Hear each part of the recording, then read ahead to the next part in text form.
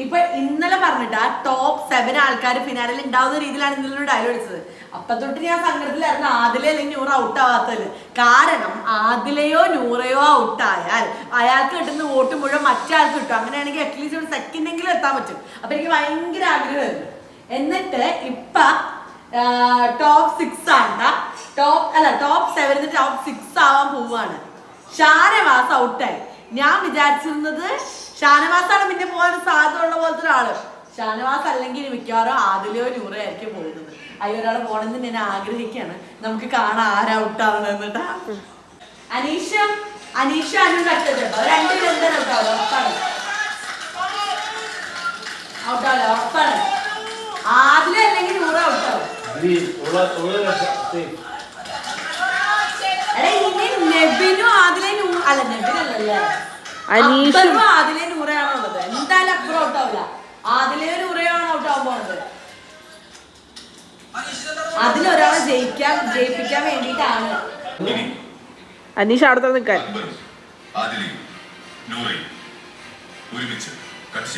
അതെന്താ അക്ബർ ഉറക്കായില്ല, അനീഷ ഉറക്കായില്ല, ഇത് ഔട്ടാൻ പോണത്.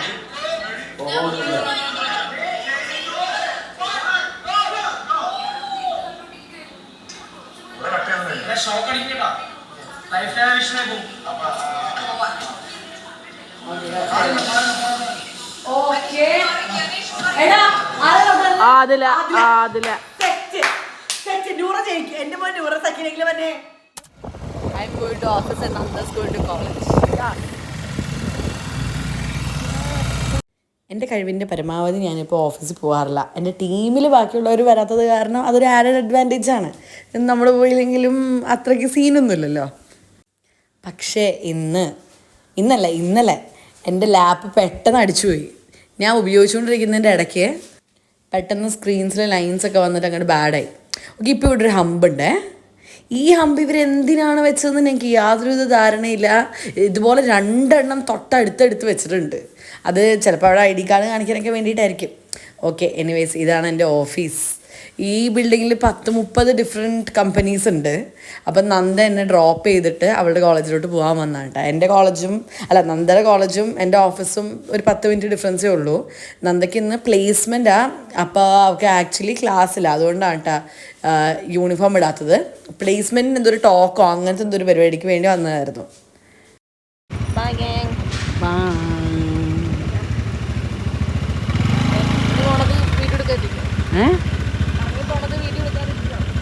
കറങ്ങിപ്പോയിക്കോ, എടുക്കാൻ ഞാൻ വീഡിയോ.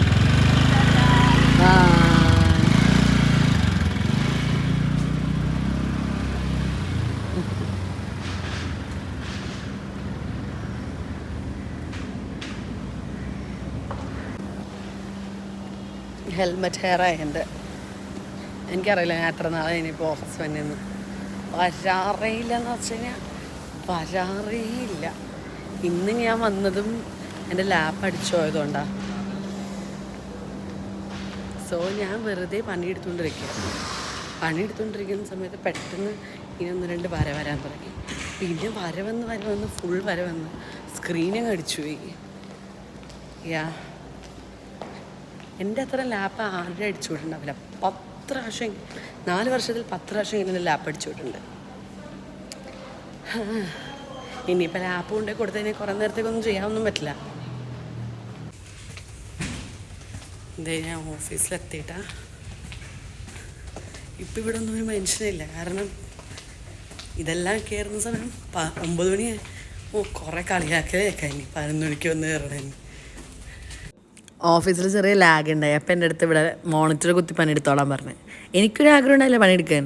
പിന്നെ ചായ കുടിക്കാനൊക്കെ പോയി. ഇവർ സ്വാഭാവികമായിട്ട് ഇങ്ങനെ എല്ലാവരും ഇരുന്ന് ചോദിക്കുക, എന്തായിരിക്കും താരം ഇന്ന് വന്നത്, ലാപ്പ് പിടിച്ച് പോയിട്ടാണോ കറണ്ട് പോയിട്ടാണോ എന്നൊക്കെ.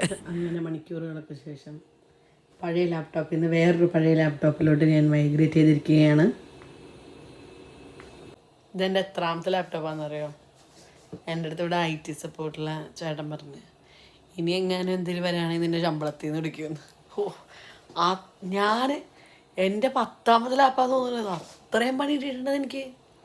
എങ്ങനെയൊക്കെ എനിക്ക് പണി കിട്ടിയേക്കണേ. വെറുതെ ഒരു പ്രാവശ്യം എനിക്കൊരു പുതിയ ലാപ്പ് കിട്ടിയിട്ടുണ്ട്. അതിൻ്റെ പ്ലാസ്റ്റിക് ഞാനാണ് പൊളിച്ചത്. ആ ലാപ്പ് 2 ദിവസം അടിച്ചു പോയി. ഡെല്ലിൻ്റെ ലാപ്പ്.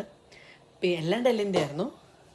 പിന്നെ ഒരു പ്രാവശ്യം ചാർജർ അടിച്ചു പോയി, ബാറ്ററി മാറ്റിയിട്ടിട്ട് ചാർജർ കുത്തിയപ്പോഴത്തേക്കിനും ആ ചാർജറിന് എന്തോ പ്രശ്നം കാരണം ലാപ്പ് അടിച്ചു പോയി. പിന്നെ എന്തൊക്കെയോ പറ്റി, സ്റ്റക്കായി, അത് ചെയ്തു. പിന്നെ ഇവർ തന്നെ 1-2 പ്രാവശ്യം മാറ്റി, ലൈക്ക് ടീം മാറുമ്പോൾ അങ്ങനെയൊക്കെ ആയിട്ട്. മൊത്തത്തിൽ ഇതിപ്പോൾ എൻ്റെ 10ാമത്തെ ലാപ്പായി. എന്തായാലും ലാപ്പിൽ അപ്ഡേറ്റ് ആയി കഴിഞ്ഞ് റെഡിയായ അതേ സെക്കൻഡിൽ ഞാൻ ഫ്ലാറ്റിലോട്ട് പോയി. എനിക്ക് ഇനി ഓഫീസിൽ നിന്ന് താഴെ ഫുഡൊന്നും കഴിക്കേണ്ട, ഫ്ലാറ്റിൽ ചെന്ന് ഓർഡർ ചെയ്ത് കഴിക്കാമെന്ന് വിചാരിച്ച് ഞാൻ അങ്ങനെ ഇറങ്ങി. പിന്നെ വൈകുന്നേരം റമീസിൻ്റെ ബർത്ത്ഡേ ആണ്, ഇന്ന് റമീസിൻ്റെ ബർത്ത്ഡേ ആണ്. അപ്പം ഞങ്ങൾ വൈകുന്നേരം പുറത്ത് പോയായിരുന്നു. Hi guys, welcome back to my channel. അളകൻ്റെ അമ്മയും കൂടി കഴിഞ്ഞ ദിവസം പറയുന്നത്, അവർക്ക് ക്ലിയർ ആയിട്ട് മനസ്സിലാവണ്ടല്ലോ എന്താ പറയണെന്ന്. Welcome back to my channel എന്നാണ് കേട്ടോ പറയണത്. വേറെ ഏതോ ഒരു സീൻ യൂട്യൂബർ പറയുന്നത് കേട്ടിട്ട് അങ്ങനെയോ പറയുന്ന. ഓക്കെ, സോ ഈ ഡ്രസ്സിൽ ഇതിപ്പോൾ എൻ്റെ 3ാമത്തെ വ്ളോഗാണ് കേട്ടോ. I only feel sad. അത് കാരണം മറ്റേ 2 വ്ളോഗ് ഒറ്റ ദിവസം എടുത്തതും ഇതെൻ്റെ തൊട്ടടുത്ത ദിവസം അവൻ ഞാൻ ഇന്നലെ ഇട്ടല്ലേ ഉള്ളൂ എന്ന് വിചാരിച്ചിട്ട് അങ്ങനെ എടുത്തിട്ട്, മനസ്സിലായില്ലേ? അപ്പം അങ്ങനെ പോയി ലാപ്പൊക്കെ ശരിയാക്കി, പുതിയൊരു ലാപ്പൊക്കെ കിട്ടി വന്നിട്ട് ഇപ്പം ഞാൻ കുറച്ച് നേരം പണിയെടുത്തതിന് ശേഷം ഒന്നും കൂടി റെഡിയായി. എൻ്റെ ഓഫീസിൽ എൻ്റെ കൂടെ വർക്ക് ചെയ്യുന്ന റമീസിൻ്റെ, അത്രയൊന്നും പറയേണ്ട ആവശ്യമില്ല, റമീസ് എന്ന് പറഞ്ഞാൽ തന്നെ ഒരുപാട് പേർക്ക് വ്ളോഗ്സ് കാണുന്നവർക്ക് അറിയേണ്ടതാണ്. സോ റമീസിൻ്റെ ബർത്ത്ഡേ ആണ് കേട്ടോ.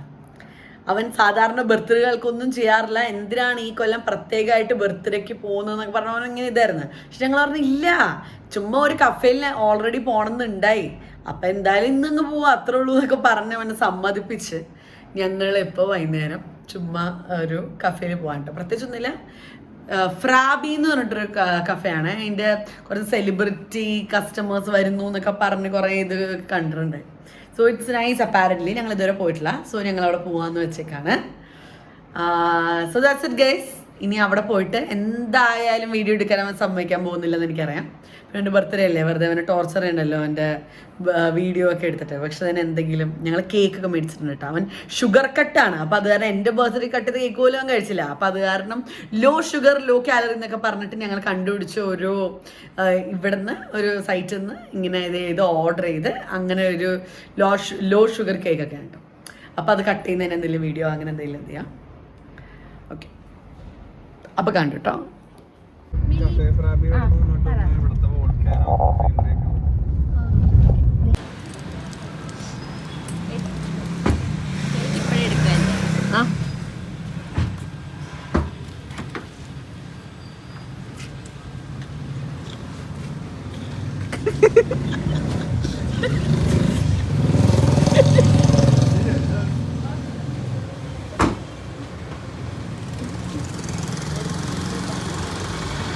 ഇതാണ് കഫേ ഫ്രാബി. സോ വൃത്തിയാണ്,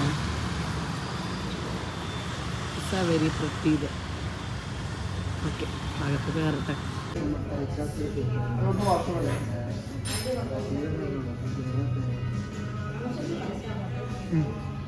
ഓക്കെ, ബൈ.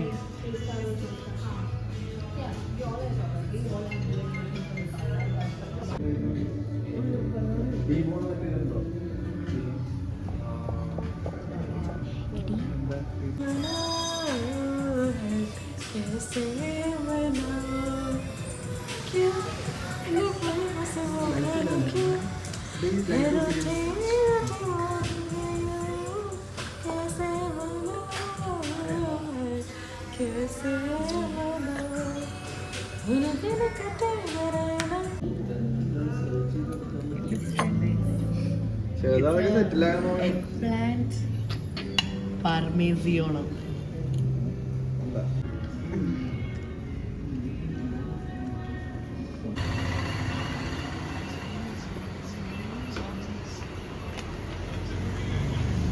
ചെറിയ സൈക്കിളോട്ടോ, ബാക്കി നിങ്ങൾ തന്നെ. ഷുഗർ ഫ്രീ അല്ലേ? എന്നാലും അതിനകത്ത് സ്വീറ്റ്നർ ഉണ്ടാവും. 0% maida and sugar free, no added sugar, natural sweet taste, lower calories. Natural എന്തിട്ടാണ് സ്വീറ്റ്നർ യൂസ് ചെയ്തത്? ഷുഗർ കെയിൻ ആയിരിക്കും.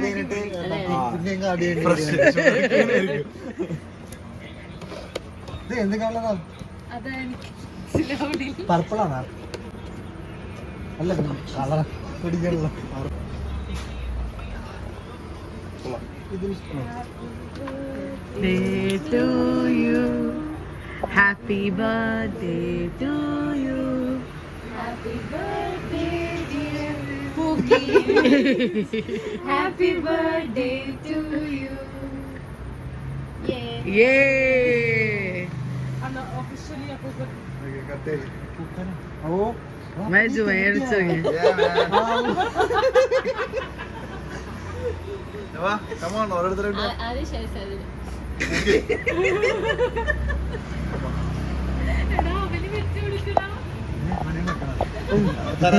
അല്ല ഞാൻ വെച്ച് തരാം.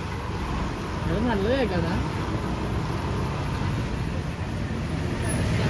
ഷുഗർ ഫ്രീ ആകാൻ ഒരു ചാൻസും ഇല്ല. Happy birthday.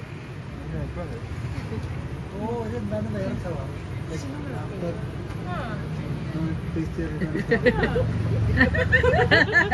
അല്ലേ നൂറ ജയിക്കും. എന്റെ മോൻ നൂറ സക്കിനെങ്കിലും തന്നെ